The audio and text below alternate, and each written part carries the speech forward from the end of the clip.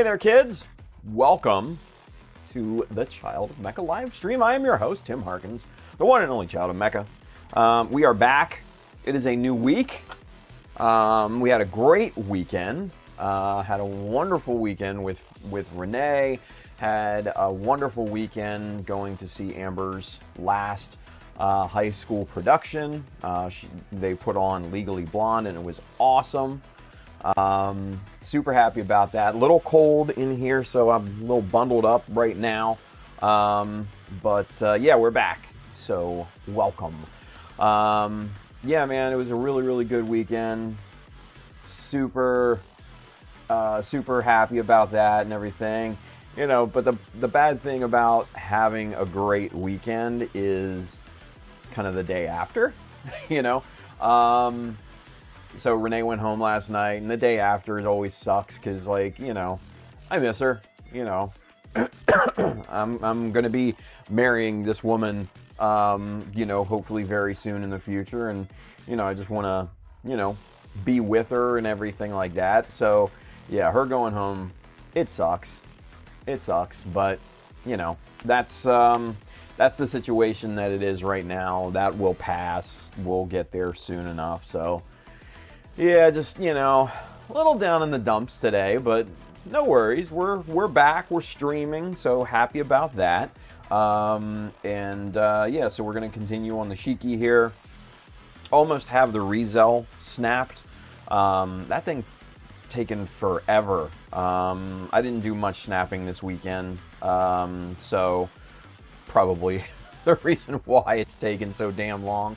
But he's standing, got the backpack pretty much done. Now it's just onto the weapons and things like that. So, yeah, so hopefully you'll see progress shots of that soon. Excuse me. And yeah, so we continue on. We sally forward, as they say, or whatever. Let's see. Hey, look at this guy right here. Vince, what's going on, buddy? Good to see you, man. Thank you. I am back. Thank you. I appreciate that. Let's see. Brandon wants to know, what is everyone's build style? Do you clip all the parts off the runners, clean them up, and assemble, or clip as you go? I clip as I go. That's a pretty good question, actually. No, so my initial build process is, you know, I follow the manual to the T. You know, clip the parts that are needed, assemble as I go, and you know, I widen the peg holes, you know, with my you know, pin vise and burr, to make it a little bit easier to disassemble. But that way I can see the whole model kind of come together and see, you know, what parts could be problematic, and, you know, start to think of ways to make them less problematic at that point. And then get everything together, weapons, all that stuff, and then just kind of start to take inventory of what I want to do, you know, to the model. You know, kind of like with the Shiki, you know, kind of brainstorm right after, you know, snapping it up and everything like that. So, yeah, I clip as I go. Let's see. Yeah, pretty much everybody is clip as you go, except for Luis. I clip all of them off. Yeah, so Brandon, I also clip as I go, but I watched a bunch of people clip everything off all at once online. Yeah, I'm not sure how those people keep track of everything. Mainly because, there are some pieces that are very, very similar to one another. And yeah, I don't know how you would find these brand new pieces that you're not familiar with, in a pile of other pieces that you are not familiar with. Now, mind you, if you've built the model, several times, then go for it, I could probably do that with a Jesta or a Zeta Plus or something like that, because I've built those models, several times over. But with a brand new model that you're not familiar with, I don't know how they would manage that, quite frankly. That is a feat. One that I'm not willing to go through, because I don't know. I find it way more efficient to clip as you go, and keep track of those parts and all that good stuff. So yeah, I'm not sure how those people do it, to be quite honest with you. Case in point, the Rizel. There are a couple of pieces that are very, very similar, that are all gray, right? And they're all within the backpack. And I accidentally clipped out two pieces that were very similar to the two pieces that I actually needed. And I'm like, okay, what the hell? These don't fit. What? And I'm thinking, like, what? And then I referred back to the manual, and I'm like, oh, these are the wrong parts. So yeah, it's just, I don't know how the clip everything out and put it together crowd does that, but yeah, that takes some organization, I will be honest with you. So yeah. Excuse me. Winston, he says, hello everyone, I just got here. Hey Winston, good to see you. Thank you for tuning in.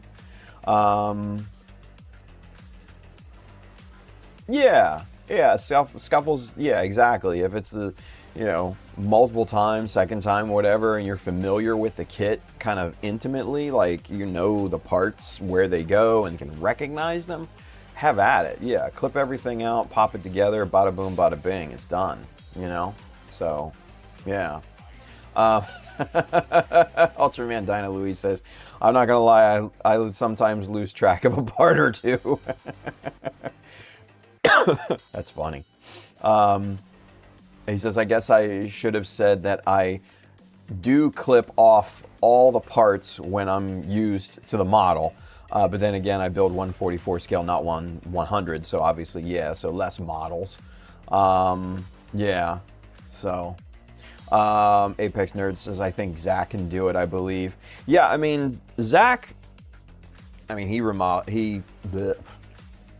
reviews models, all the time. So I'm sure when he, goes through and builds these things, I'm sure he's, has intimate knowledge of where the parts go and all of that. So yeah, that wouldn't surprise me.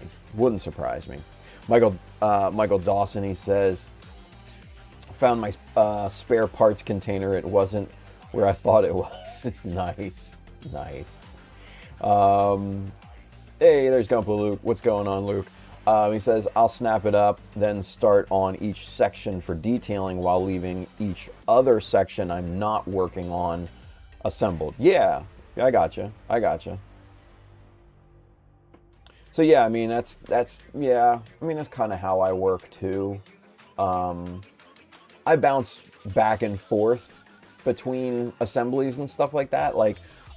And I don't know why. Probably just to keep it consistent, keeping the details consistent and everything, because you want, especially when it comes to detailing, you want that consistency of the overall model. You want it to be a cohesive piece, so that's probably why I bounce back and forth between the different pieces to, try and, make sure that there's balance between the parts and everything.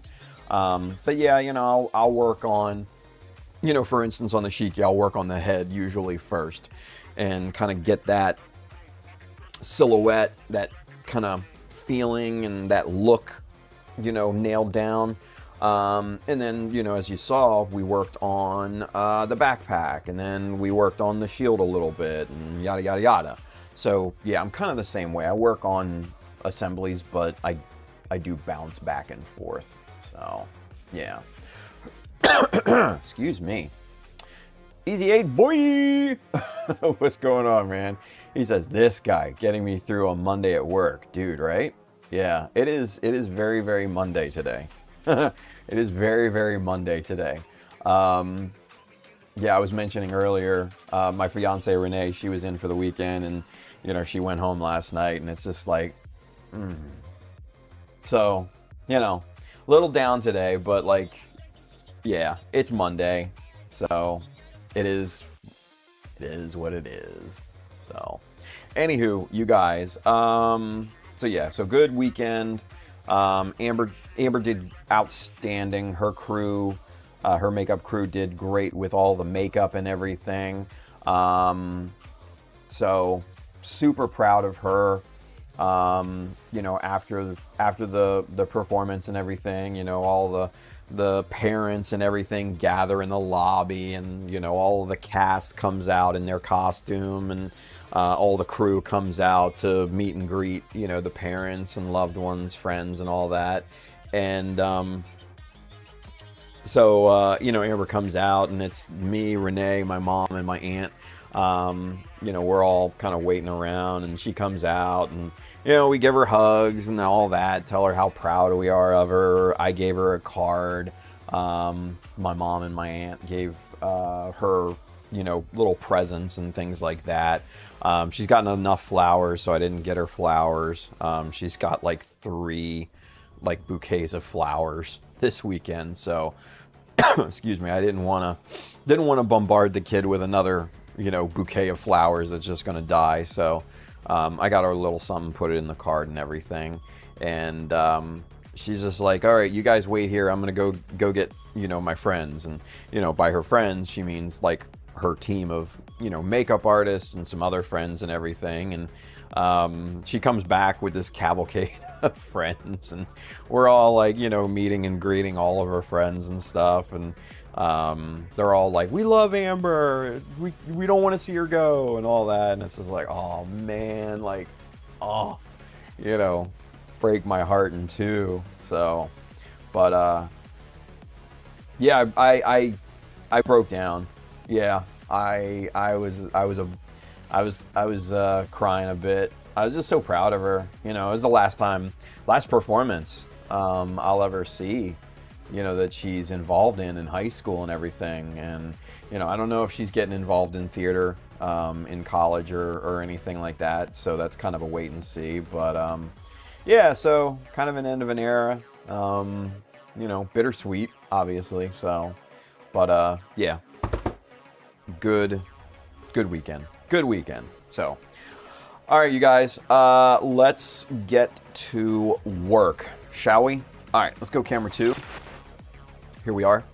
And all right, so let's get you guys caught back up from last week. So here's what we've gotten done on the Shiki thus far. We've got the head, we've got the backpack all mocked up. These are all connected and everything. Really, really nice look. I love the silhouette of this thing. So yeah, really a good look. Very happy with the progress thus far. I think today what we're going to do is we're going to table this section, and we're going to jump back in on the shield. Excuse me. And we got some little detail-y parts here and stuff like that, but I want to try to get a rough, at least a rough look on this this thing. So hopefully we'll get there. So Anywho, Julia says next you'll be watching Amber on the back lot of a movie set. Yeah, I don't know if she wants to go that route. I think she wants to get into marketing actually, which is a great field to get into. Yeah, she's really creative, very artistic. So I think that'll definitely lend well, to the marketing aspect. She's taken actually marketing in high school for 2 years. And, they only offer, the 2 levels of, marketing class. But she's gonna major in marketing in college. So, yeah, I don't know if that's gonna be her route or not, Julius, but, we'll see. I'll support her either way.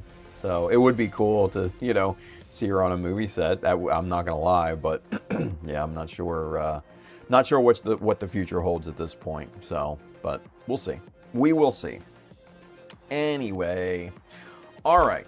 So we dug in the parts bins, the option parts and everything last week, so we're not going to do that this week. I kind of want to see how essentially we're going to attach this to the arm, right? Because the Hyaku Shiki doesn't have a shield. The main version of it, which is what we're essentially building, does not have a shield. It doesn't carry a shield. It just has the rifle. That's it. So the model itself does not have a connection point for a shield. Excuse me. Now, Bandai has conveniently put this little slot in here for us to kind of explore. But the thing is that's fucking embedded into the damn arm. So I'm not 100% sure what we're gonna do here, but let's disassemble this thing first and kind of see what we're working with, because it's been a while since I've assembled this thing or disassembled this thing. So I want to see what this is about here. Well, shit. All right, let's get these little guys off of here, or at least try to without breaking anything. All right. That little guy off there.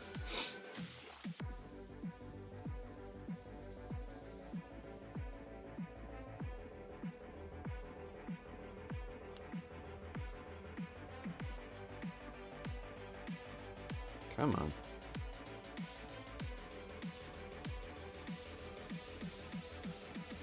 There we go.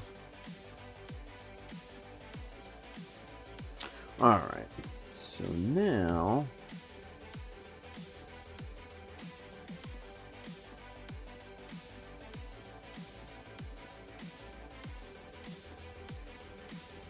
this side piece here should just come off. There we go. All right. Excuse me. So we're not working with a lot of space on the interior here. Obviously, this little red part that represents the potential connection point for a shield comes out, but again, we don't have a lot of room to work in there. Mainly because the pivot point for the elbow and actually the weird little pivot point for the wrist kind of get in the way. So what we may end up having to do is a magnet. So maybe embed a magnet in here and paint that the same color as I would have you know, with this little red piece here. All right, so let's see. Let's check our magnet situation here. Here we go. All right. So get all the metal out of the way so it doesn't come crashing toward me. All right, so magnet stash. Let's see what we've got. We don't want those. That might be okay. We'll get these little ones off to the side. That might work. These thin little guys we're not going to need. All right, so let's take a look here. All right, so these are going to be too long. These are going to be too long. Probably too wide. So, all right. So with that being said, we're going to have to go with these little these little circular magnets here. Perfect width, and we could probably fit two of these magnets in that space. So that actually should, you know, be pretty good. So we should be able to fit two in there. Let's see what we have. Now, for those of you wondering, where do I get my magnets? K&J Magnetics. Right there. kjmagnetics.com. Right down there. Great website. Hopefully they're still around. I haven't checked in a while. But let's see. Yep, they're still around. All right, cool. All right, excellent. Yep, KJ Magnetics is still around. Yeah, great place to get magnets from. You can get all sorts of different sizes. You know, like these little guys, super tiny. You know, kind of more of your standard, you know, size there as well. These are a little thinner than those. And then, you know, you've also got your different sizes of, you know, just basically bar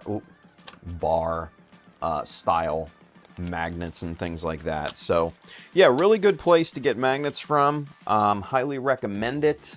They've never done me wrong. So, real happy with everything that I've always gotten from K&J Magnetics. So, all right, let's go back to regular camera. Oh, that's camera one. We need camera two. All right, so here are the magnets that we're going to be working with, and they're about what? They're 1/16 in thickness, so almost 2 millimeter at that point. And let's see how that kind of looks. Yeah, we'll prop that up, but that width is pretty much perfect in there. You can kind of see the glare and everything. All right, and then what we'll do is, ooh, get back here. Get back there. Cool. Yeah, so what we'll do is we will raise these up a little bit, because you can kind of see, let me just turn it around here. You can kind of see there's a step right there in this little cavity. So what we're going to have to do is fill in this bottom portion here to raise the magnet up to that level. And then what we'll go ahead and do, once this is back on, is this the right? Yeah, this is the way. All right. So once we have that on there, let me see something here. Yeah, see, this protrudes up, so that's good. And then, got a damn thing backwards here. There we go. All right. So yeah, so once we get everything lined back up, what I'll probably go ahead and do is take a really, really thin piece of plastic and then cover the magnets, and then that way I can detail it, I can paint it, but you'll still have, you know, the power of the magnets to be able to hold the shield at that point too. So, all right, I think that's going to be the way that we want to go. Yeah, and that's an N52. So for those of you not familiar with magnets, N52 is the strength of the magnet. This is, I believe, the highest strength magnet that K&J sells. Very, very strong, especially, you know, for how small these things are. The bigger you go, the stronger the pull, and these things get scary, quite frankly, you know, when you get into the larger size magnets and everything. So, yeah, it can get a little hairy. It can get a little hairy.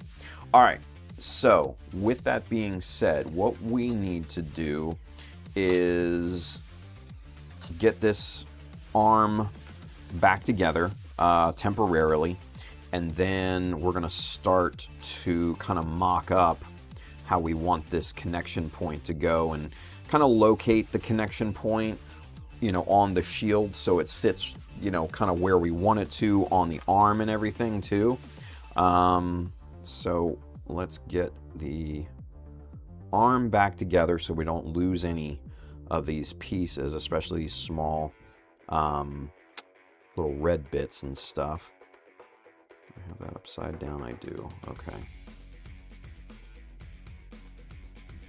All right.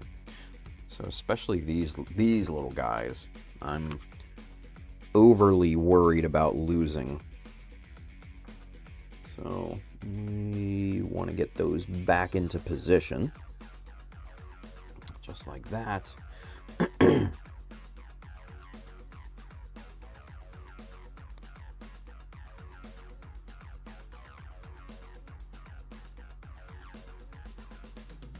God damn it, that's backwards. There we go.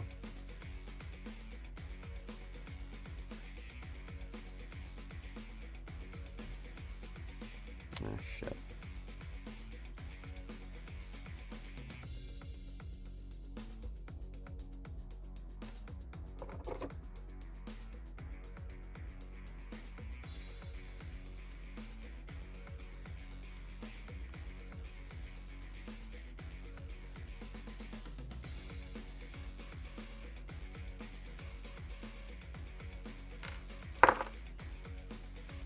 One piece that I forgot to put back in.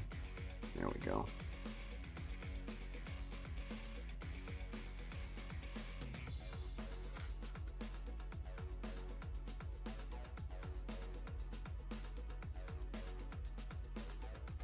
All right, so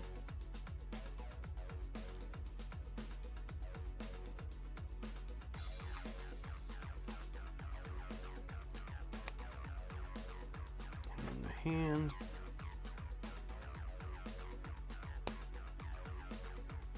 All right, so we got the arm back together. That's good. Now, like I said, I want to see kind of where I want the shield to kind of sit on the arm, right? Because you don't want it too low like this. You know, you don't want it too high because that's going to look weird. Kind of, you know, in my opinion, you kind of want it maybe about a third of the way up on the shield. Maybe right around here ish. You know, that's about a third, you know. So I think that'll look pretty nice. And that leaves, you know, some protection for the elbow, but it also makes sure that the hand is not exposed or anything like that. you know, overall, I think that's a good look for this. Now, this is the piece that I kind of wanted to have the connection figured out, right? So if we were to go with this piece, let me see here.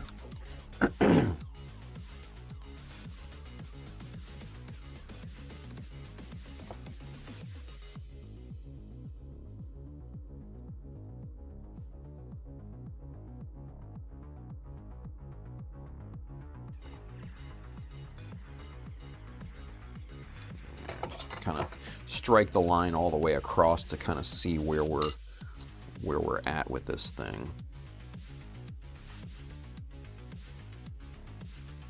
Okay, so that would put our connection point right about there, which means we have to eliminate this little fin right here. So, all right, let's do that first. Let's go ahead. This is a little bit thicker, so we're gonna, all right, watch your eyes. Jesus, yeah. There we go. All right. Yeah, when clipping thick plastic like this, it is going to go flying no matter what you do. So just watch your eyes, look away, whatever you need to do, because yeah, these things will fly.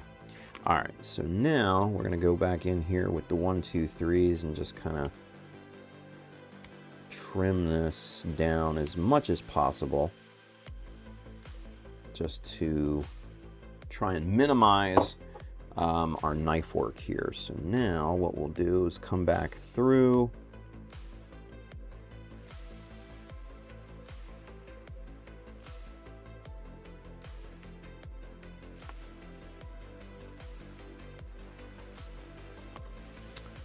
And just start to trim this plastic down nice and flush.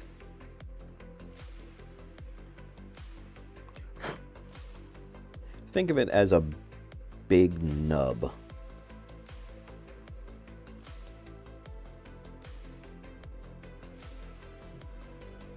And I'm just slowly just shaving little ribbons of plastic off of this thing, just to try to get it down to the level that I want it to, just to get this piece nice and flat. And come back from the other side and just kind of, there we go. All right, so I think that's good enough for the knife. Actually, let me get right in here. Yeah. There we go. All right, so that's good enough with the knife. Now, what we'll do is we'll take a good old file.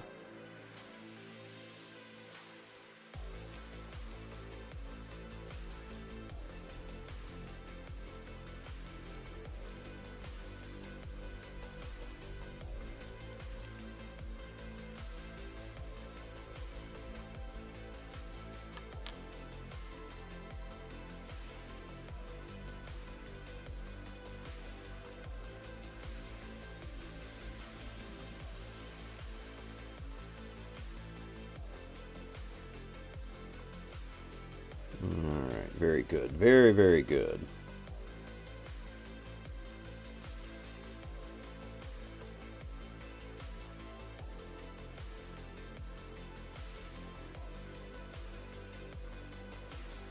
Alright, excellent. Alright, and then to finish this thing off, we'll just sand it down with a little sandpaper here.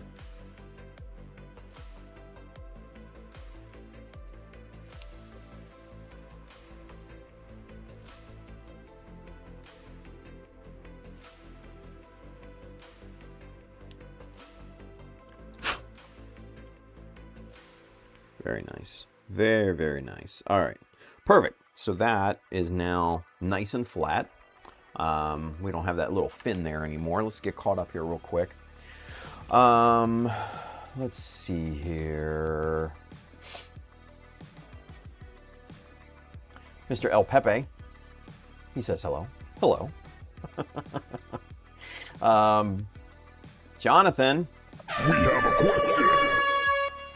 For the shield, are you using the full shield or making it smaller, seeing that the theme is speed? Yes, we are making it smaller.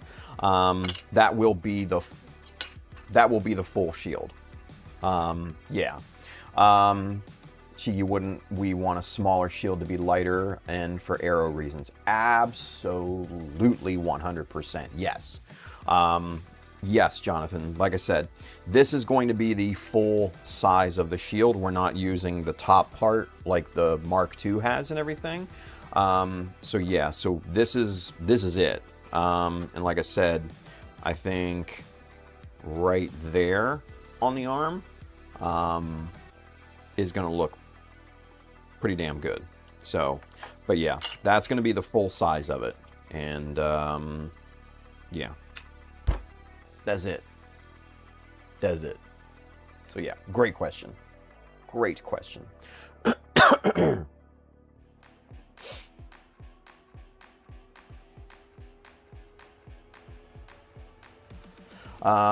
Scuffles. What'd I miss? I had to go to lunch after we were talking about cutting your steak up into pieces. What? First and then eating or slice as you go. What the hell? Jesus Christ. Yeah, so we're just basically working on the shield, Scuffles. We're just working on the shield. So, all right. So we've got our connection point kind of plotted out. We've got this little guy, this bit here. We are gonna have to do some work on this section, these two sections on either side, because I do see now that I look at it in profile, they are recessed. Now, one thing I could do, which I think I'm going to do, is to shorten this down rather than kind of pad these sections here that are kind of recessed under here. Maybe just cut that down and go to work on that. I think that's what we're gonna do. So we're gonna shorten this piece. So yeah, that's the plan. And then we'll get that into place. And then right about there, and these little, I don't know if you guys can see it on, let me see, go super zoom here. All right, so yeah, perfect. Okay, so you can kind of see these three little detail bits right there.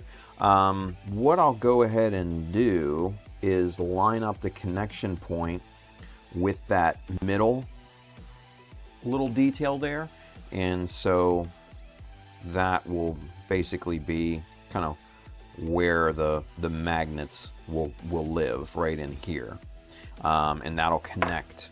Now the big thing is that how is this going to, yeah, see, okay, so that was my worry. All right, so we're gonna have to actually build up this section here to make that connect. Oh, fuck me. Sorry, I wasn't on camera. All right, so see kind of the space in there because the armor is curved like this.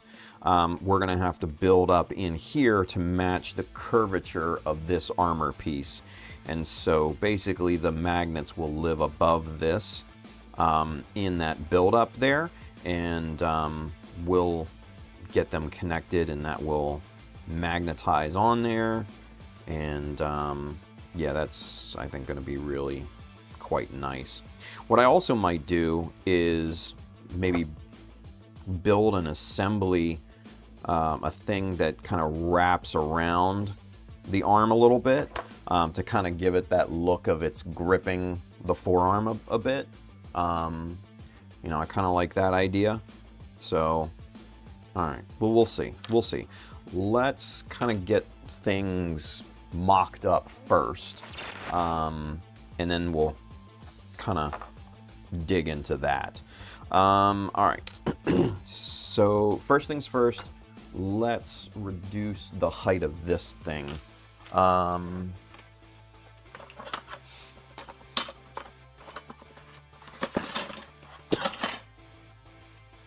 right, and then we'll get. Oh, son of a bitch.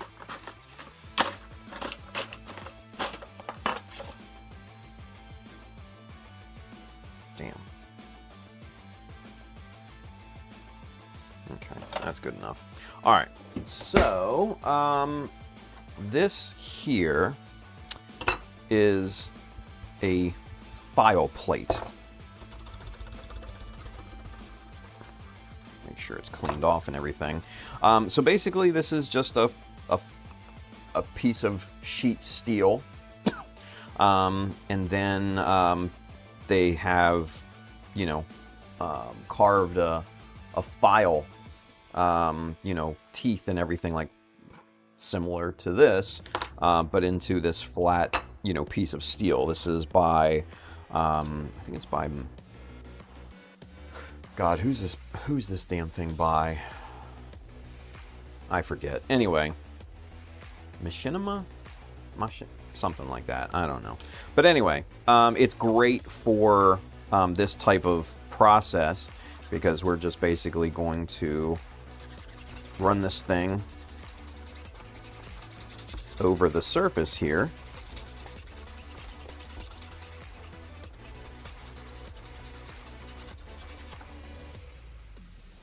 And that makes really, really quick work of material because we're almost halfway there just in that little bit. So let's clean off Minishima.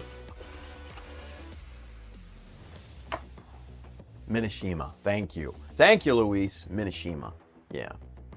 Minishima. All right, so continue on.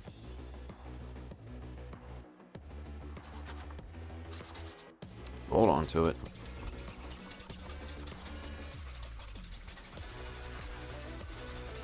And I like to change the directions. You kind of see me twisting this thing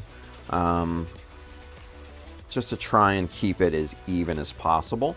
You know, I'm trying my best to keep even pressure all the way around, and by twisting and turning it in different directions, you know, hopefully that will minimize you know, unevenness and all that. So all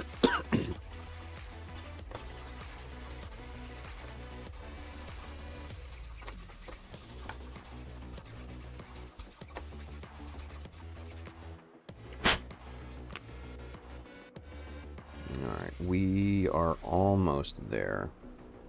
It's looking pretty good.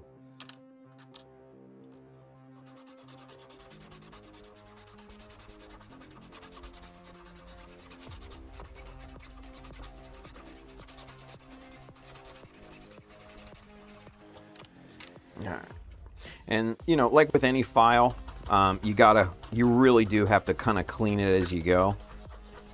Because all that dust, you can see it right there, all that dust builds up in the teeth. And basically it loses its bite. So, stiff bristle brush, a little old toothbrush, works wonders for this type of thing. And then, you know, we just keep grinding this thing down.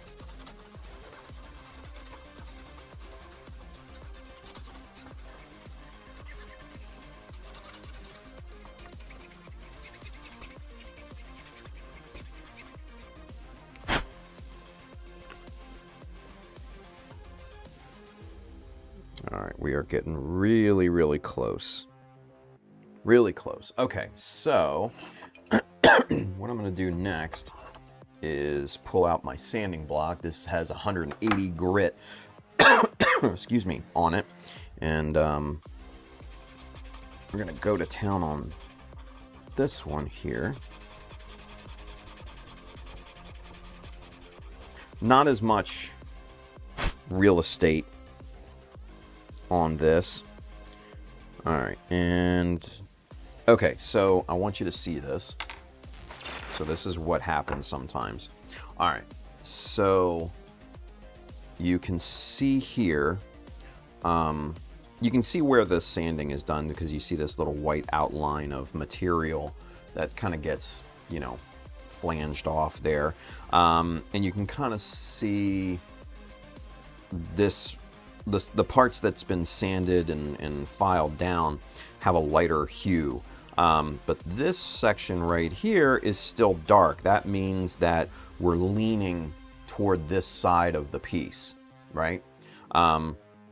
So we want to compensate and then kind of try to sand this section a little heavier with a little bit more pressure and everything. So that's what we'll do here next. So that's going to be this side, and we'll basically put our thumb on this side and apply pressure more to this side to try and compensate and even that out.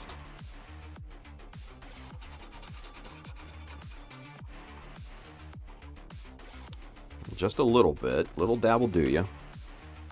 And yeah, we're getting there. We're getting there. It's starting to sand down nicely on that side.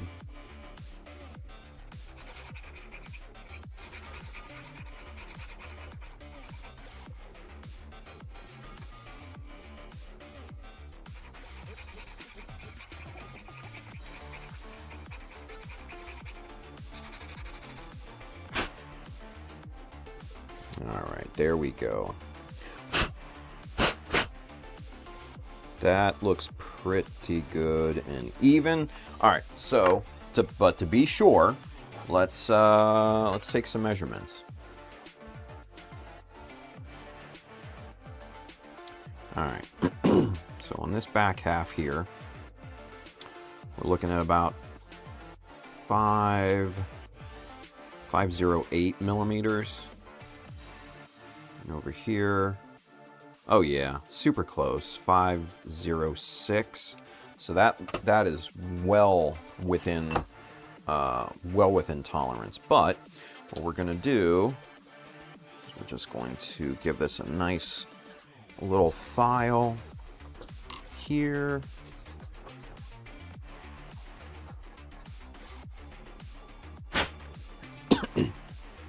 Let's check that one more time.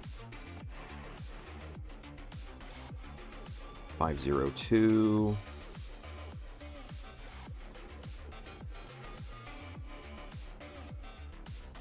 504. Yeah, sweet. So, I mean, you're talking two 1/100ths of a millimeter.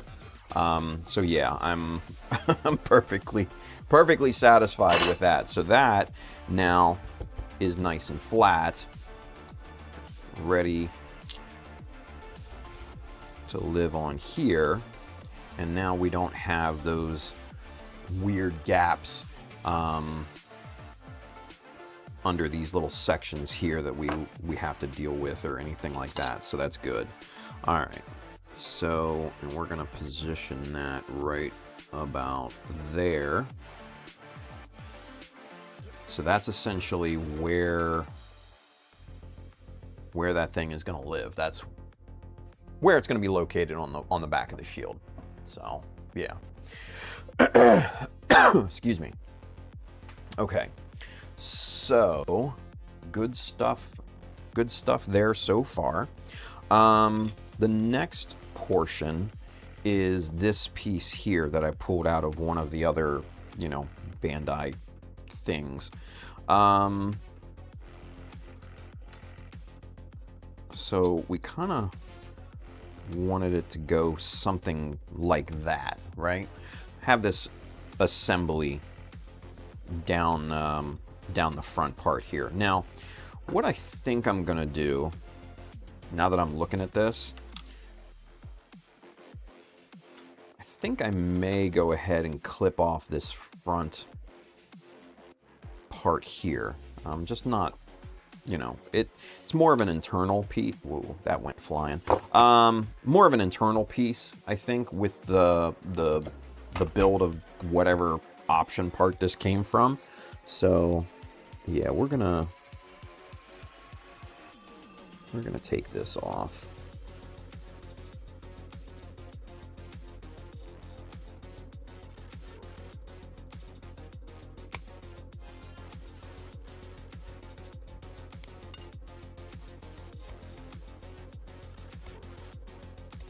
Okay.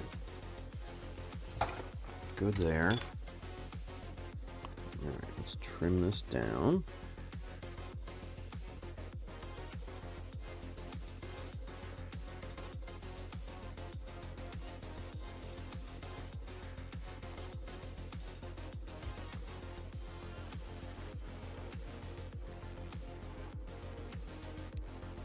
Now, one thing I should probably mention, when you are doing knife work like this, it is really, really, really important to have a nice sharp blade in here.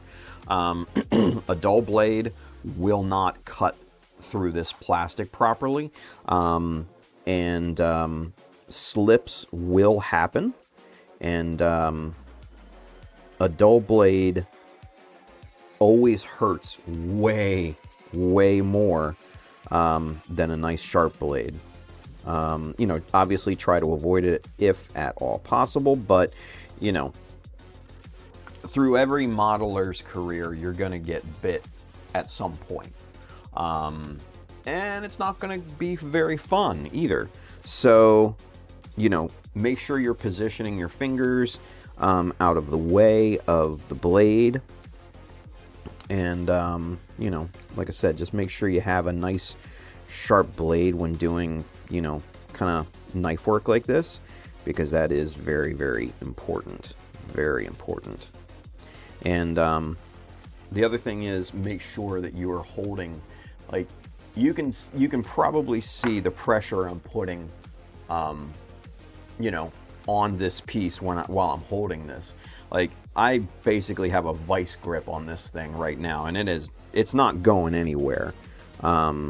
And sometimes, you know, you do have to relax the muscles in your hands, because they will get strained every now and then. But, you know, when you're doing something like this, really any knife work, yeah, you want to have a really, really solid grip on whatever piece that you're working with here.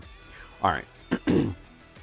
So we've got that good and removed here. We're going to just kind of flatten this down a little bit more with the file.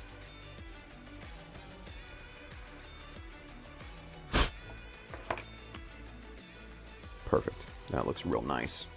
That looks real nice. So then what I might do is remove this little section here. Yeah, that should be easy enough. Okay, so actually we're going to do the 1, 2, 3s on this one.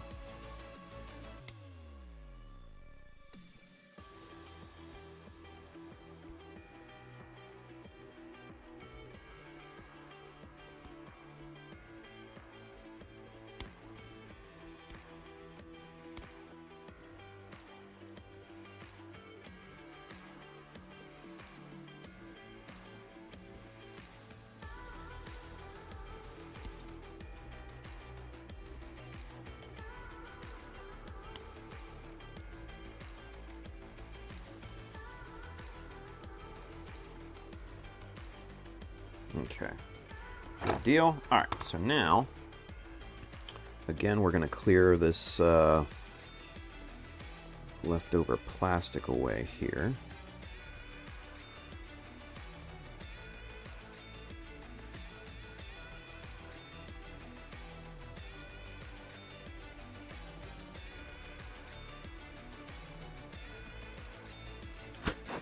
Another thing with knife work, you want to be cognizant of the side that you're working with here too, because I would say most people are probably going to be right-handed, and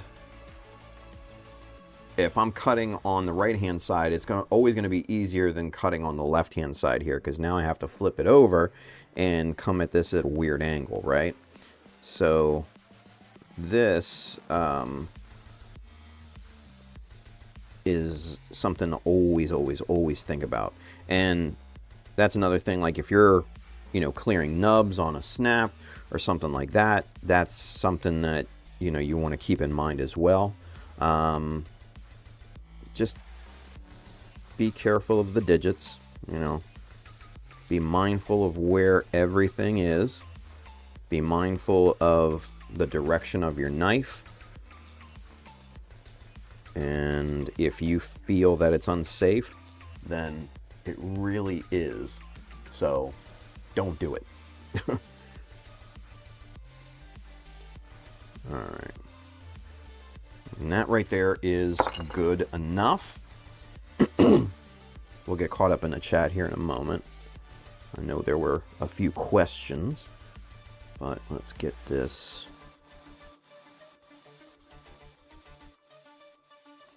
evened up there. All right. Yeah.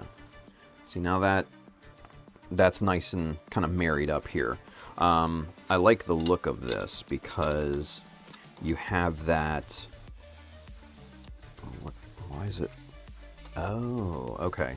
So there's these little semicircle deals down here that we gotta cut off to make it even up. Okay. All right. I'll just trim these real quick.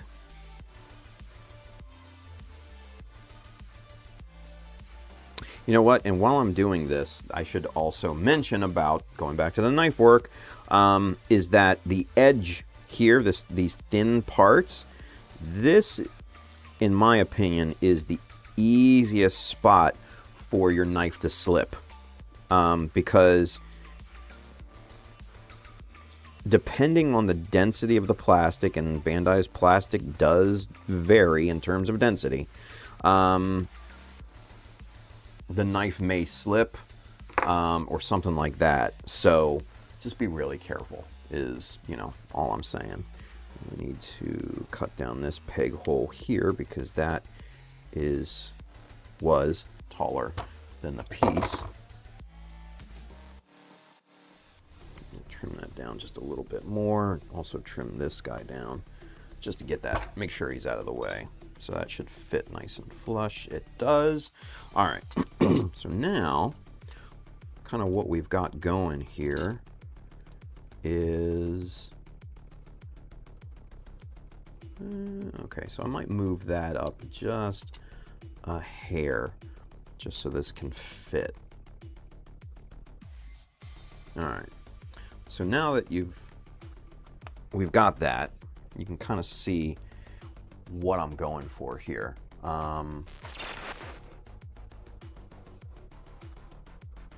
So yeah, that's a pretty good looking internal assembly for a shield. I do like that. And the one thing that I like with these two parts here is you kind of have this middle spine going down both pieces, and they're roughly the same size. I don't think that it matters if they're not perfectly the same size, especially, in this orientation here too, because this part is stepped up a great deal from this part. So, yeah, I like the look of that. I think that looks pretty sharp. So, all right. Excuse me. Let's get caught up here real quick.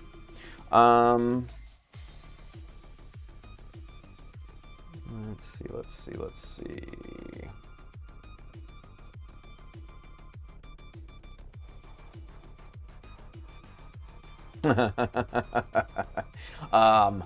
Yes, I'm actually, that's on the list of things to do, Scuffles. So whenever I go to Super Zoom or even Mega Zoom, I would like, you know, something that says, you know, Mega Zoom or, you know, Super Zoom at that point. So yeah, that's on the list of things to do. Actually, you know, probably even have, you know, something on one of the corners here that says, you know, Super Zoom, Mega Zoom, so we know kind of where we are and everything. So that's actually, like I said, that's actually on the to-do list. So great minds. Let's see here. Yeah, here we go. Luis says, I gave you that. I gave that to you. I'm glad to see you're still using it. Oh, hell yeah, dude. I'm using that file because I still have both of them. I've got that one, which honestly I probably use more. And then where's the other one here? Here's the other one. Yeah. So yeah, Luis was very, very kind and sent me both of these Minishima, you know, file plates and everything. And obviously, you know, I still keep them in the sleeves and all of that. And you've got the regular tooth, which we worked with just a few minutes ago, and then you have the fine tooth, which I don't use a ton, but when I do need it, it comes in super, super handy, especially when finishing like a flat armor surface that's, you know, I've marred up through one reason or another. These come in, yeah, super, super handy. So, yeah, thank you, buddy. I appreciate you. Oh, shit, here we go. Oh, look what I found. All right, cool. I found my little pointer. My little, what you call it? Bamboo stick. My little bamboo skewer. Oh my God. I've been looking for this. So, yeah. So it's just a little short bamboo skewer. It's nothing special. You know, I've sanded down the sharp end of it, you know, to kind of be smooth and everything, and you know, cut this off, sanded the other end smooth and all that. But something like this, something that is not metal, which will not mar the plastic surface, is comes in so handy. It comes in so handy. Just, you know, pushing, you know, bits together, pointing things out on camera. Yeah, I've been looking for that little guy, so I'm glad I found it. I have everything, mind you, I have everything organized. I just haven't worked with the organization enough to know where everything is at this point. So, yeah, I'm glad I found that little guy. Good deal. Good deal. All right. Let's see. Let's see. Yeah, Brandon says I bought the fine and the medium, and I'm pretty sure that's what the other one was a medium file plate. And he says works amazing. Yes, they do. Yes, they do. Yep. Julia says, I believe there are 2 different grits to the Minishima files. There are.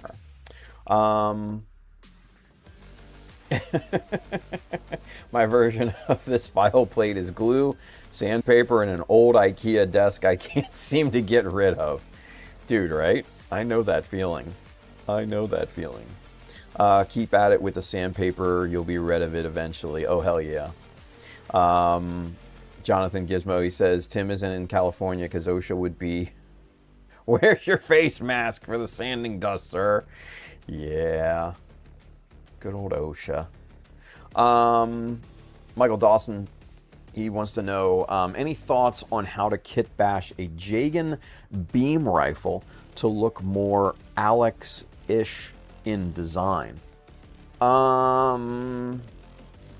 Let me... Number one, let me get refamiliarized with both of those designs, yeah? Let's see.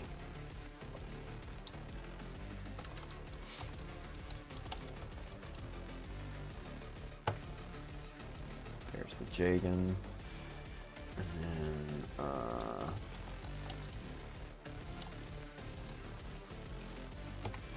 alright, and there's the Gundam Alex. Okay, so let me pull both of these open a bit more. Let's see.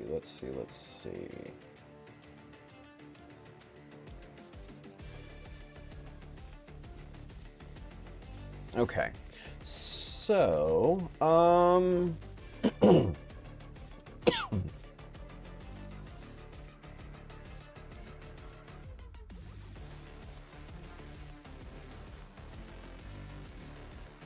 Alright, hang on, you guys. I'm pulling these up here.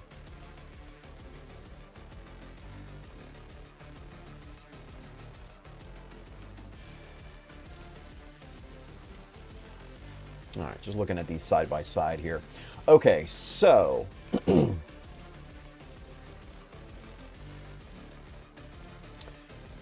how do you make it look more Alex-ish in design?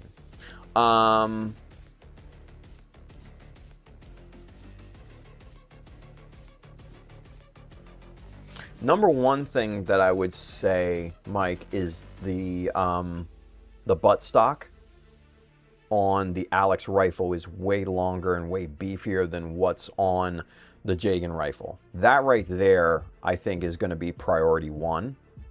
And I think that's probably going to get you 95% of the way there. The only other thing that I would probably say, because you want to keep the design cues of the Jagan rifle. The only other thing that I would say in terms of making the Jagan look more Alex-ish is the angled clip of the Alex's rifle. Because looking at the image that I'm looking at, it's angled down. That would really be the only other change that I would probably make. But that, like I said, the buttstock is going to get you probably 95% of the way there. And then cut and angle that clip, and I think you're golden. I think that will definitely look way more Alex-ish than what you have. So yeah, that would be my personal opinion. Yeah. Brandon says they sell cut-proof finger cots. What is I know what a sleeping cot is, but I don't know what a finger cot is. Is that like a finger condom or something like that? I don't know. I'm just afraid to lose dexterity and feeling, because that's big. Hanger78, he says, what's good? How's the build doing? Really good so far. I like where we're headed with this thing. It's we're trying to keep it simplistic but still custom. So yeah, so far so good. Yep. There's our boy Josh, VFX10 Viper. What's going on, buddy? He says, hey everyone. Hey Tim. Heyo. Luis. We have a question. Do you have an address where we can send you things? I might be sending you a thing or two in the future for you to try out. Yeah, dude, message me. I'll send you the address.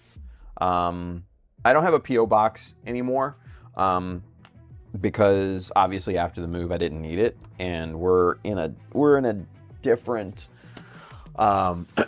post office location. And those fuckers are expensive. They got stupid expensive. Like, the post office here wants like $150 for the year for just a regular sized, post office box. I'm like, fuck that. Like, nah, man. Like, if you want my address, let me know and I'll send it to you. I don't want to necessarily put it out, for public consumption or anything. But yeah, I mean, if you want it, just shoot me a message, Luis, through Instagram or something like that. I'll send it to you. Yeah. Let's see. What would model making be without the occasional slip up resulting in painful cuts and bleeding? And a few scars for posterity. Yeah, I mean, those are battle scars. George, those are battle scars. I have a few, mind you. And the one thing about those cuts and scrapes and bleeding and everything is they teach you a valuable lesson of what not to do next time. So, yeah, I mean, they are a rite of passage for any scale modeler, no matter what level you are, And mind you, I preach, a lot of discipline, a lot of, smart positioning of your fingers, grip, knife work, all of that. But you know what? I'm eventually going to get sloppy and complacent, and I'm going to cut myself one of these days again. That's just how it is. You have to take that. That's part of it, So, Loren says, "Sorry, busy at work. What did I miss? We're working on the shield, man. We're just doing some fiddle-faddling with the internals of the shield. We kind of got the placement on the forearm set and everything. So just kind of laying the groundwork of this shield. We're trying to get this built up to where it, will properly attach to this thing. So, yeah, I mean, you didn't really miss too much, but it's important stuff. So, yeah. Julius wants to know, did you ever find your eraser? Oh, shit. Yeah, actually, I did. I remember that now that you said it. Yeah, where did it go? It's in here somewhere, I'm sure. But my little white eraser, I'm sure it's in here, hiding somewhere. Or actually, I might have taken it upstairs. I might have done that, but... Yeah, no, I found it. Oh, nope.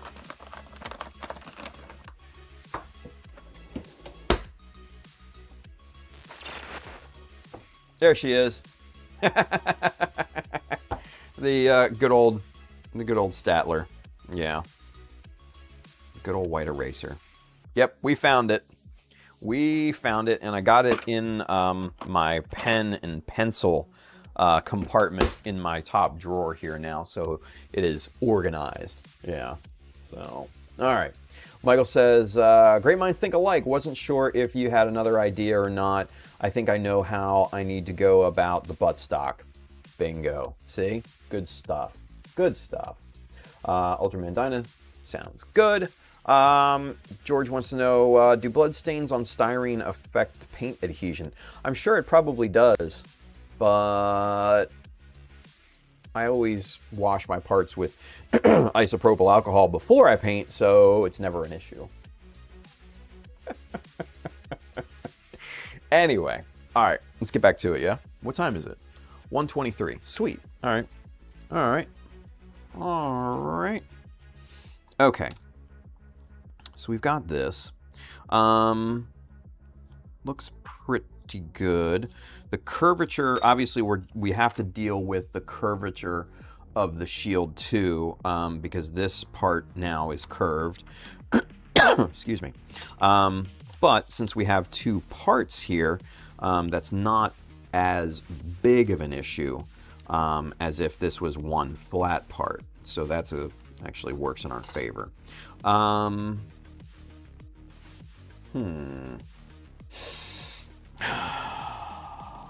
what I'm thinking now, though, because this is upside down, what I'm thinking, there's too much. There's too much here. There's too much.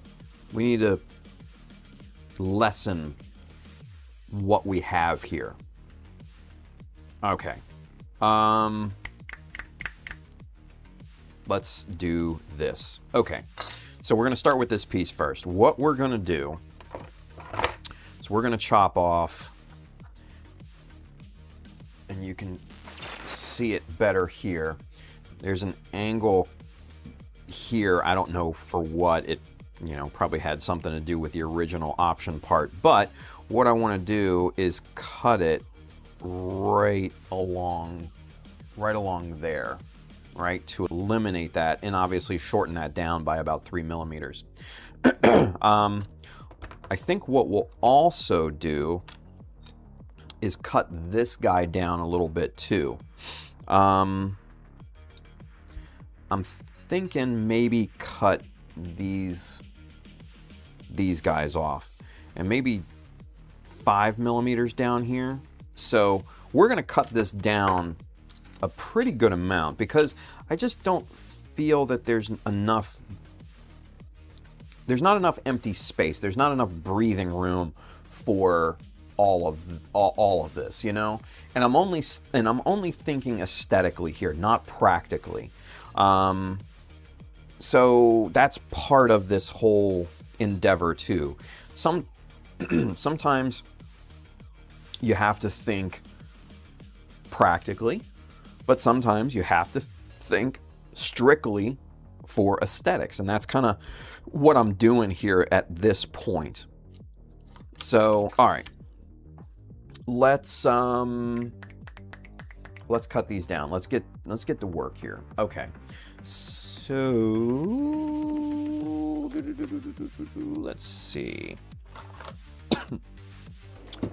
We need a saw like this guy right here, and you can see, and this is your standard X-Acto blade style saw. You've got, the flat edge on this side, which is not sharp at all, but then you've got the teeth on this side. Very, standard, common type of tool that, pretty much every hobby shop has.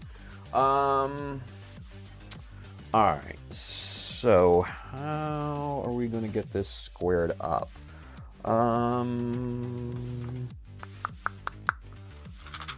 We are going to use scribing jigs. My favorite. All right.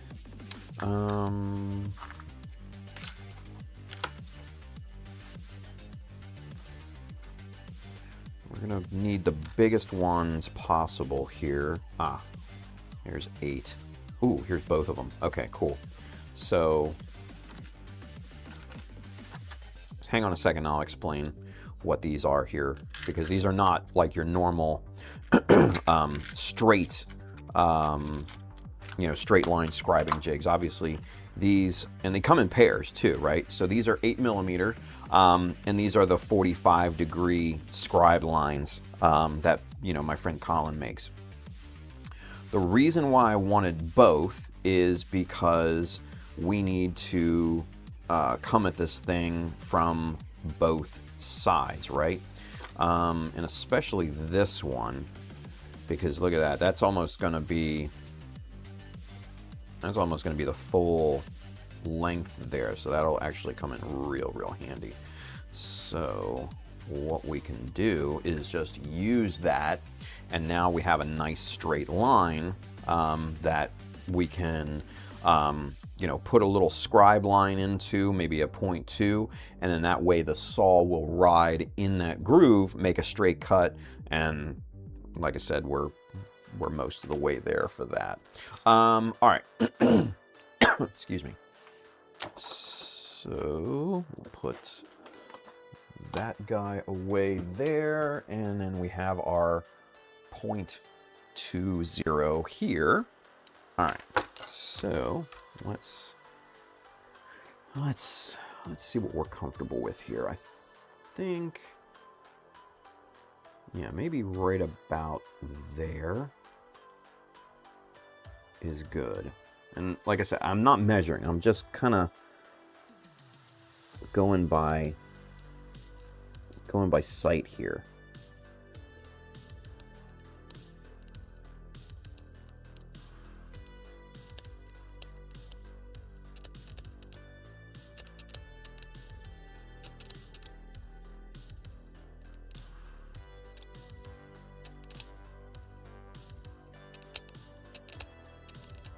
Okay. So we've got a little bit of a scribed line in here, and then we're just going to just go over this a few times to get it going, and then we'll bring in the saw and kind of do the rest of it, the heavy lifting. All right, so raise this up off of the surface of the table here, makes it a little bit easier for your hands to work in this kind of position, right? So now what we'll do is we'll just come in here.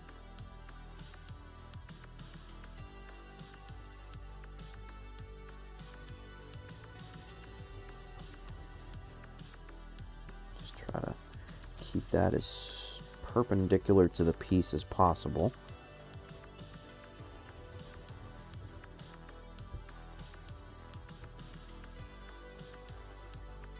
All right, and looks like we're getting through most of it here. That looks pretty good.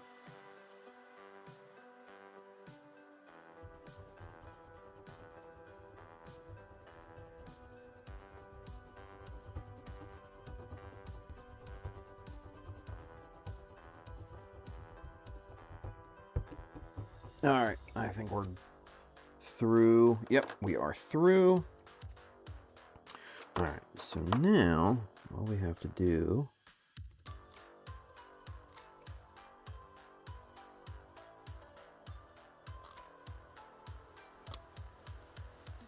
all right, so that side is free.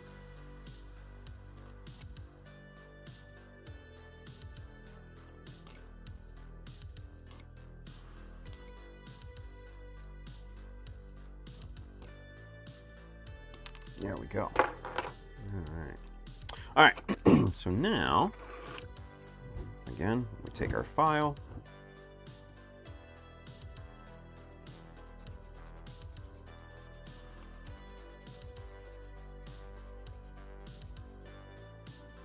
All right, so the most important thing is checking for squareness, right? So let's take our little T-square here, match that up to a square edge, and that's perfect. That's perfectly square. All right. So you can see that right there. That right there. It's good to go. No gaps. Everything is nice. All right. So now we have a little bit of a shorter piece here, so that's going to give us some nice wiggle room. Yeah, see, that'll be really nice. And then we're still going to cut the piece off of. Whoops, we're still going to cut a little bit off of this piece here. So yeah, I think that's going to look really, really good. Okay, cool. So we got that. Excuse me. All right. So good stuff there. We'll save that. All right, so we don't need these big ass ones anymore. So we'll save those in there. Put these back. Get out the regular ones here. Now these are the old school. These are the OG scribing jigs. These are the green ones. 3 mil. Nope, we need a little bit more than that. Where's the 4? Where's the 4? Of course, it's always the last one. 4 mil on there. Son of a bitch.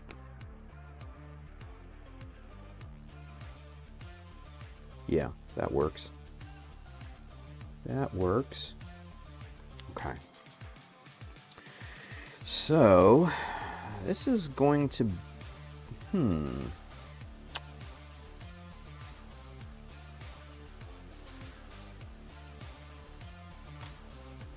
have a better solution. Aha! There we go. There we go. And we'll just register it from the front, and then that way we have a perfectly straight line all the way around. Yeah, that's what we'll do. That's what we'll do. All right, cool deal. So, get all these little guys back in the little box. Boom. Oh, forgot one. Get in there. All right, put all those off to the side. All right, so with that being said, we want...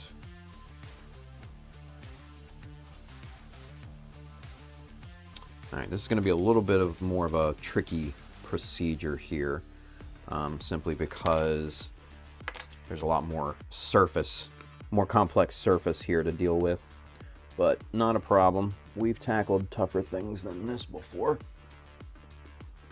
There we are.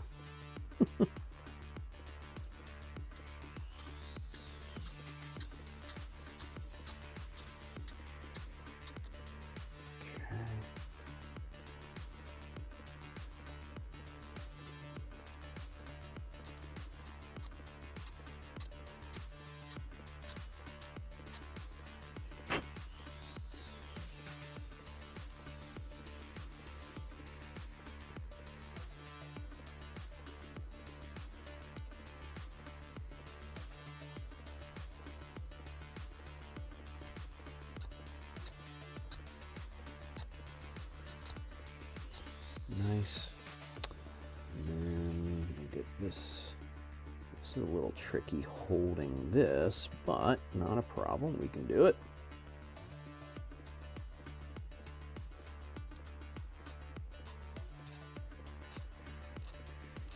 Okay. And we'll just deepen that line there.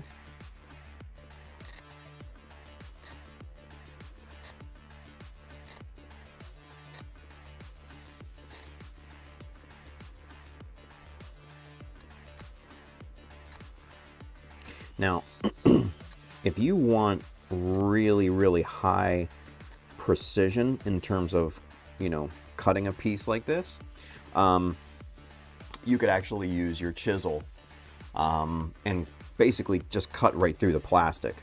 I've done that many, many, many times. It's not fast, but it works really freaking well.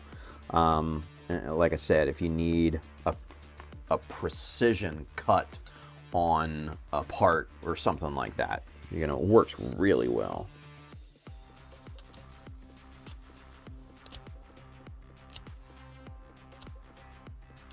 Okay. And you can kind of see that line is lining up all the way around. That's one of the beauty parts about using, you know, these scribing jigs and everything. There we go. Get on there. Get down there.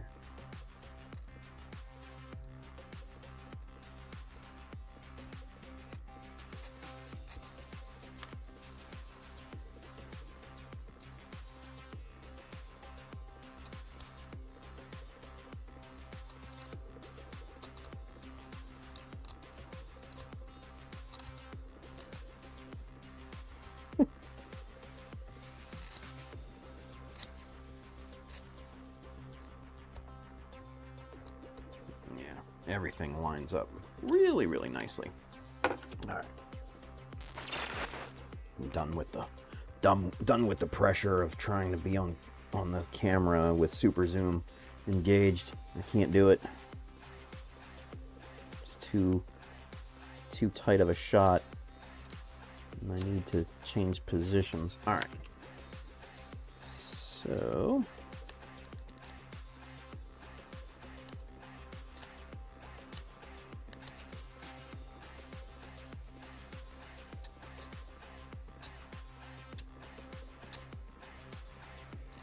All right, perfect. All right, So, again, we've got our cut line. Let's put our scribing jig away there. Let's bring back the 1, 2, 3 blocks, and let's get the saw going here. Get this on camera. Okay.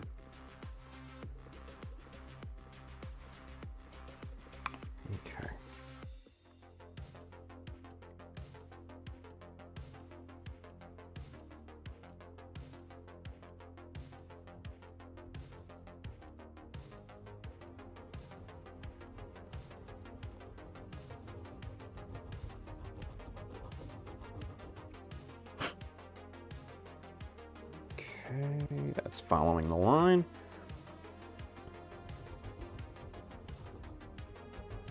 Nice.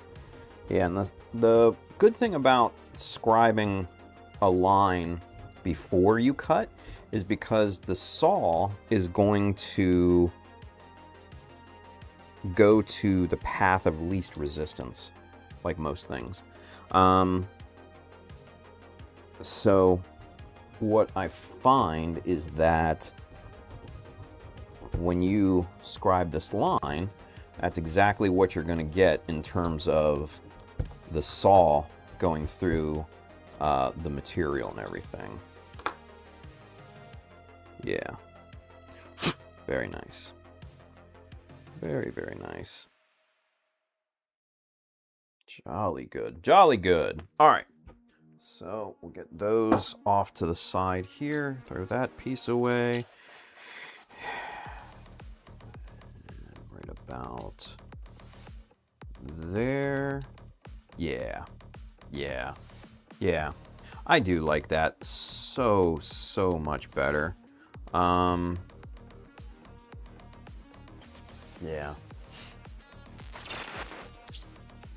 Yeah. See, that's just a better look in my opinion, you know?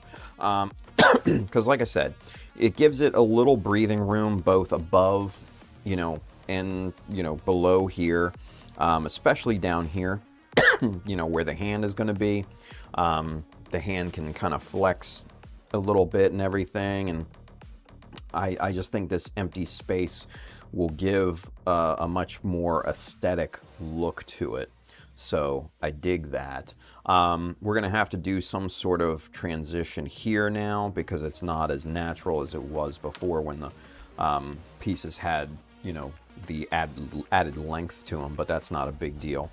All right, so let's clean this up here real quick.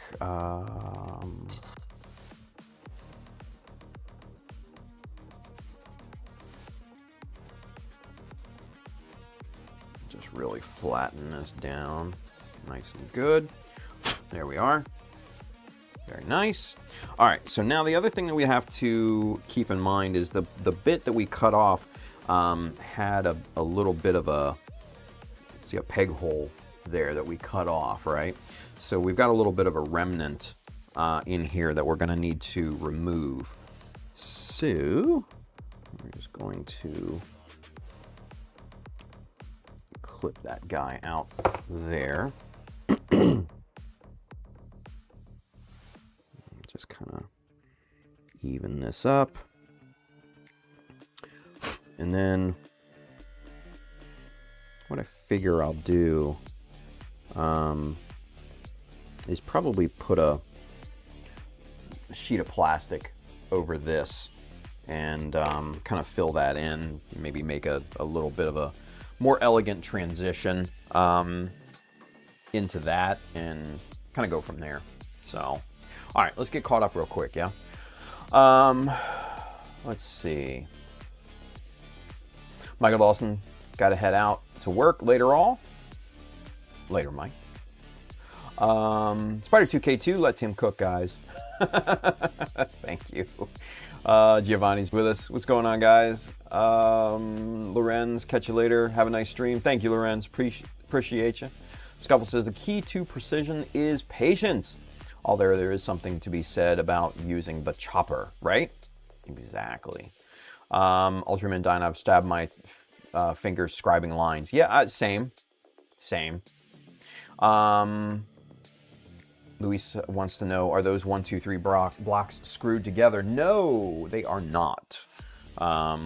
They are held together by magnets. Right there. Magnets. 6 pretty hefty N52s. These are a 1/4 inch in diameter, so they have some really good holding power. And then what I've done on this side, I've double-sided taped the about a 180 grit sandpaper here, and then yeah, so basically, boom, these just marry into place, and then with that you have a nice right angle, or a nice little raised edge here that you can kind of work on. So I need to get this tape crud off of here, but that's not for right now. But yeah, these are solid 1, 2, 3 blocks too. These don't have holes or anything machined into them. These are really nice. If you need to get a really accurate 90-degree sanding or something like that, you can come in here, lay the piece down on this side, sand this edge, and get it really nice and flush. Really good for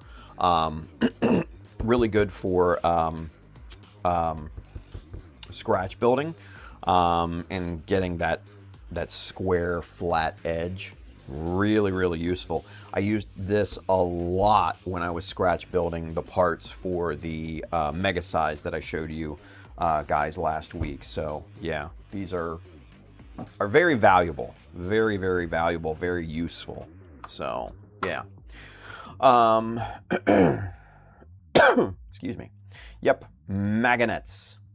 They are held together with magnets.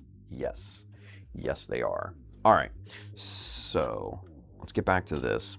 That was kind of slick. Anyway, so we've got this, we've got that. That is really quite nice. Like I said, we need to plate this up. Let's do that now. My little scrap bin here. I want something kind of thin, not like a full millimeter or anything like that. I don't know. I think that little triangle here might have been good. That's 1/2 mil, right? Yeah, that works. That works. We'll use 1/2 mil. All right. So first things first. This looks like an old ass piece of plastic that I've had like literally forever. So we're gonna sand this thing down just to make sure we've got a nice surface. Looks like okay. Looks like the other side we had maybe some super glue remnants. Maybe from attack. But that's not a big deal. We can work with that. Okay, cool. So,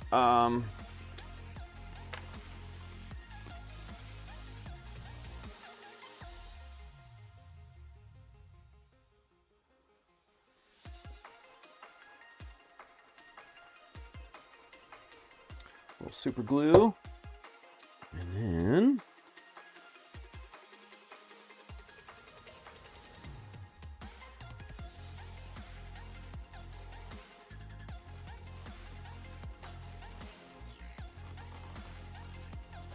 press that into place. That should activate pretty quickly because it's all edge surface here. Oh, I did I did swap out their kicker for a little needle squeeze bottle. And these are super, super nice because you can just come in here and just kind of, just a little drop, boop, there, and just a little drop, boop, there, and then that thing is going to be solid here in seconds. And then cap it and put it off the side. Good to go.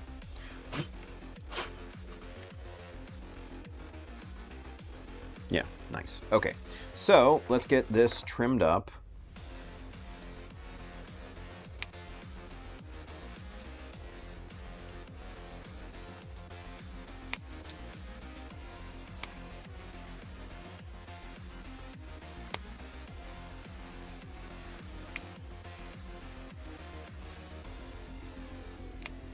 And I'm just rough trimming it here with the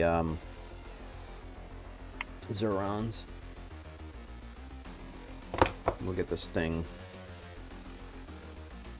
a little bit more fine-tuned with the 1, 2, 3s.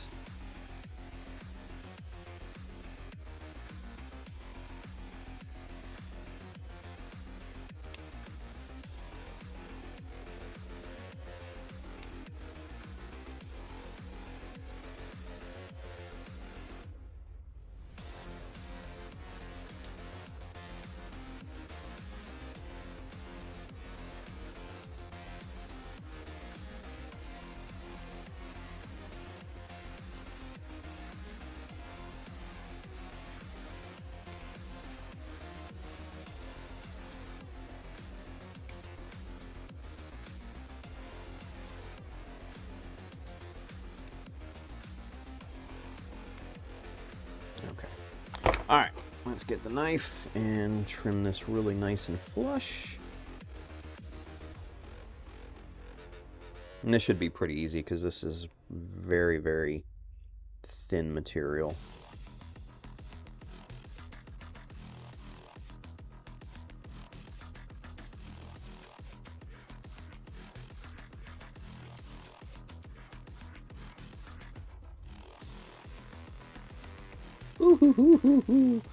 See, little slip.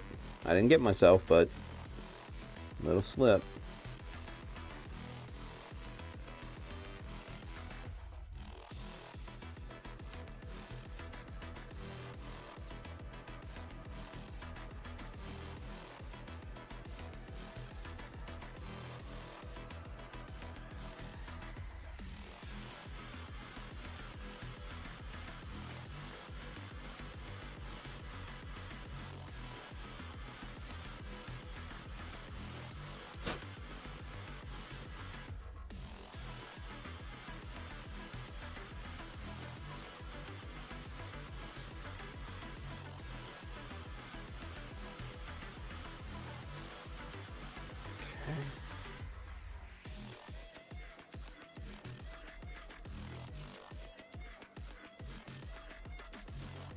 Nice. Very, very clean. Passes the fingernail test. Very good. All right.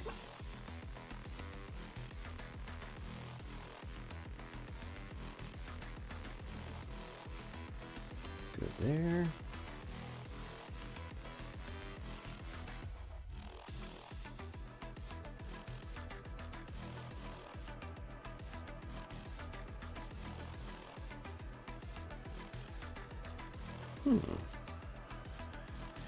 Okay, it didn't quite get super glue on this this little edge here, so we're gonna have to apply a little bit more glue there once we've got this a little bit cleaned up here.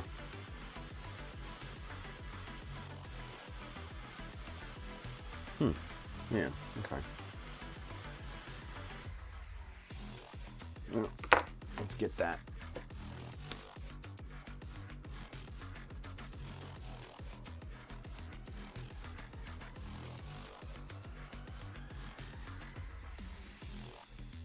And then we're also going to apply some on the inside so that it holds.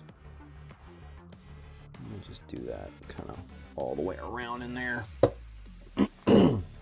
All right, we're going to get our kicker. Boom. Oh yeah. That's wild.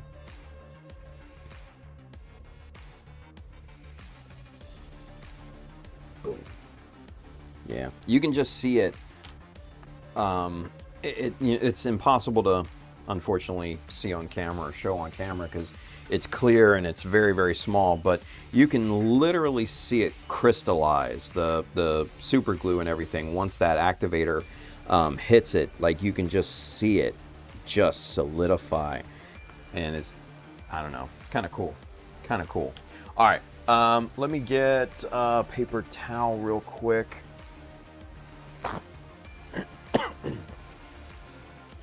Just to kind of wipe off the excess activator here.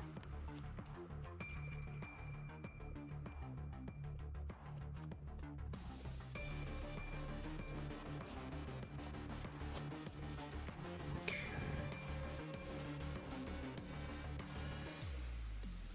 All right, that should be good.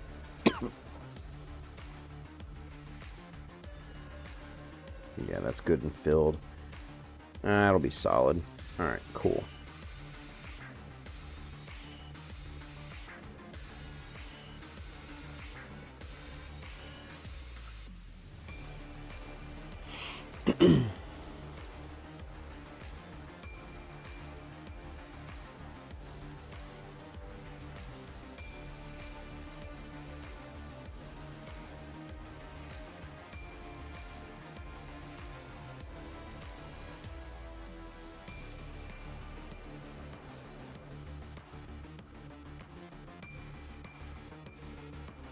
Nice. That passes the fingernail test.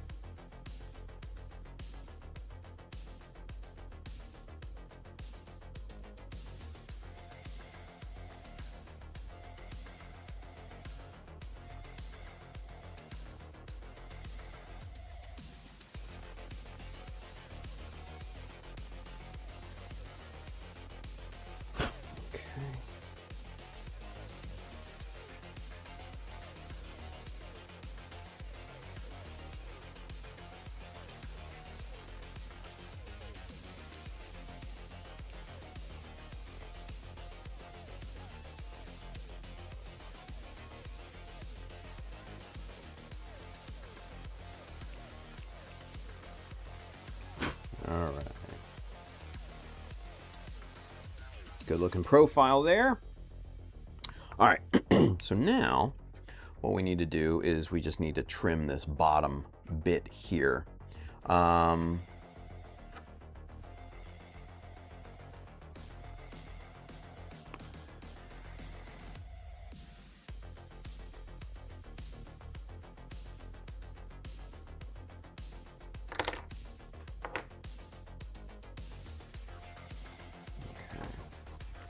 First things first, we're going to try and get this evened up.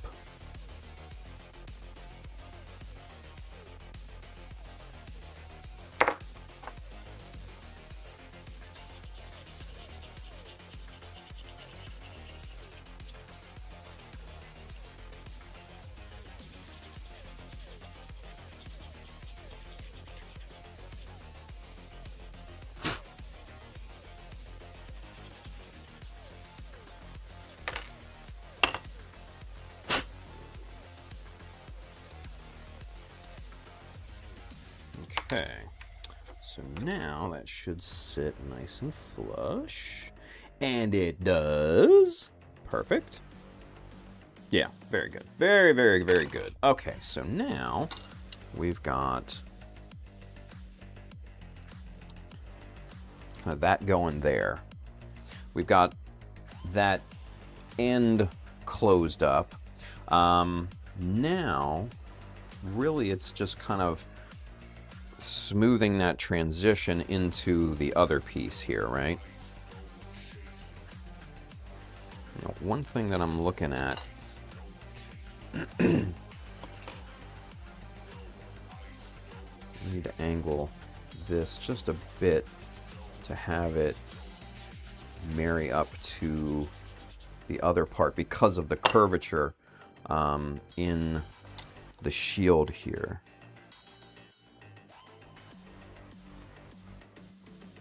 That looks good there. Look on this side.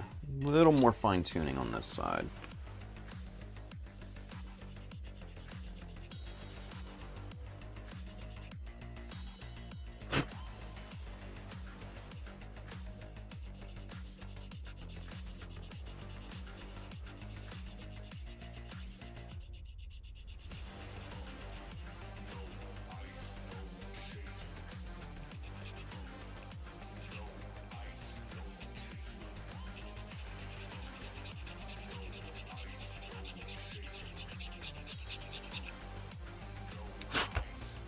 Yeah, so basically we want this end here to angle more this way to compensate, you know, for the curvature of the inner shield here.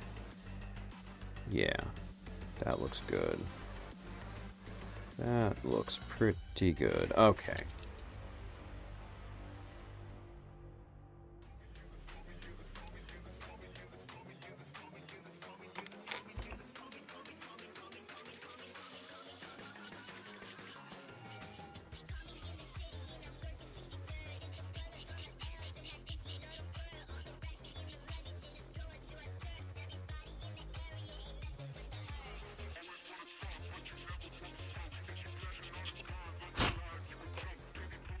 It came out of square. There we go. That's better.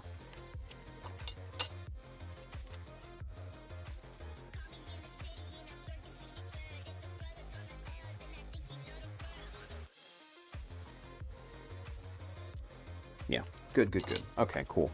So we've got that. That looks pretty tight. All right. So now,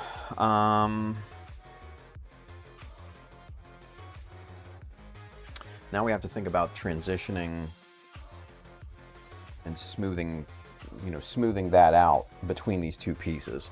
But we'll do that tonight. We'll do that tonight. Let's see. Let's get caught up with the chat here real quick before we wrap it up. Scuffles says, I yell in pain when I walk around barefoot in my house when I step on a rogue Lego brick. Imagine walking around barefoot in Tim's workshop. The heck is this plastic shard in my foot? Yeah, right? That's why I always wear shoes in the studio. Always. Always, always, always. Charles Dodge, hello from home. Sick today. Fuck. Sorry about that, dude. That sucks. Almost slept through the show. Man. Well, you're here now, Charles. Don't worry about it, buddy. I hope you feel better, man. I hope you feel better. George says, I'm running on like an hour of sleep because I got a new old computer. Yeah, I'm running off about 3 hours of sleep right now. So, yeah, sucks. I'm tired. Julia says to Charles, you are in luck. Doctors have said that watching the Child of Mecha live stream helps with curing any ailments. Yes, 0 out of 10 doctors do agree with you, Julius, 100%. They say that it works. They actually say that it's 20% effective 30% of the time. So there's that. Scuffle says it also causes insomnia when he streams too late at night. Well, I mean, I can't help it. Life Death, greetings and salutations, everyone. How are y'all? We are good, man. We are wrapping it up. I think we've got a really, really good look and path forward for the shield. Excuse me. We'll continue tonight. And I think what I might do, because what we'll definitely need to do is to create that kind of addition there, you know, between the gap and everything, right? So what I might do is use that as essentially like a third piece, and that'll slot onto this and then go down onto the front part here. I'll have to think about that, but yeah, we'll work on that tonight. But until then, pretty good stream. Oh, I found out because I know you guys have talked about, you know, the super chats and, you know, the channel memberships and everything, the monetization side of things, and I figured out what was going on with the watch hours. They are delayed like a week for some stupid reason. So yeah, so I'm starting to ramp that up because basically we're going off of last Monday's numbers, and it jumped a shit ton last night with the watch hours from you know, from the previous Friday's stream. So yeah, we should be in business very, very soon. We should be in business soon. So all right, you guys, I am going to go work on a few different things. I'm going to finish snapping the Rezel and then start to work on the newsletter and get that formatted and everything, and start to hopefully reach out to people if you're, you know, for guest writers and stuff like that. So yeah, everything's taking shape, you guys. Everything's starting to take shape. So I'm just going to need your support. So just you know, like I said, I know you guys were asking about, you know, supporting and everything. Well, the time is coming. The time is coming. So, yeah, so you guys, with that being said, kind of the mantra that, you know, I've always, you know, wanted to leave you guys with here. If you're not willing to learn, no one can help you. But if you're determined to learn, no one can stop you. So, yeah, go with that. Go with that. And Vince, hey, have a great day, bro. It's good to see you. Yeah, man, it's good to see you. Bengals suck. Ravens are awesome. Hope you know that. All right, see ya.